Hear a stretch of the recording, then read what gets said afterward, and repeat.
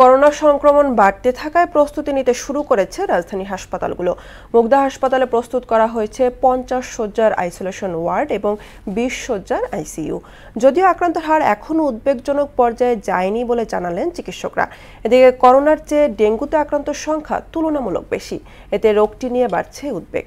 আরও জানাচ্ছেন মুদাসির আলী।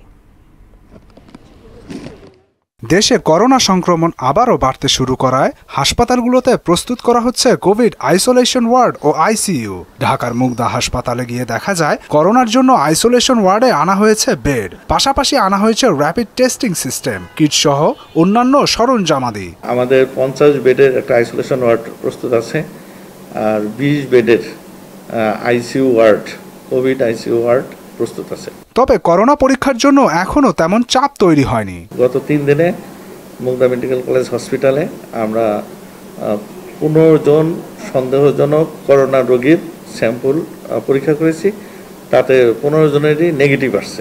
আমাদের লক্ষণ তো ছিল ইউরিক অ্যাসিডের লক্ষণ ছিল, ব্যথা ছিল, গাঁটে ব্যথা ছিল, তারপরে জ্বর ছিল। এই করোনা সন্দেহ থেকে আজকে আমি টেস্ট করাচ্ছি। আমার বাসাতেও এরকম 2-3 জনের আমার মতোই সিমটম হচ্ছে। সংক্রমণ ধীরে ধীরে বাড়তে শুরু করলেও এখনো জনসাধারণের মধ্যে নেই তেমন সচেতনতা। মাস্ক এটা হঠাৎ করে চালুর পর বাবা আইসে পড়ছে, আমি হাতের সাথে না ব্যবহার করতে করতে মনে ছিল, আগে থেকে অভ্যাস ছিল না, এখন হঠাৎ করে আবারও দেখতে তো সেই জন্য আর কি করা হয়। এখনো তো পুরাপুরি হয় নাই, গতবার তো আমরা পড়ছি, পড়বো এবার। এদিকে বর্তমানে আক্রান্তের দিক থেকে করোনাকে ছাড়িয়ে যাচ্ছে ডেঙ্গু। কেবল এই মুগদা হাসপাতালে গত জানুয়ারি থেকে জুনের মাঝামাঝি পর্যন্ত ডেঙ্গু রোগী ভর্তি হয়েছে 1391 জন।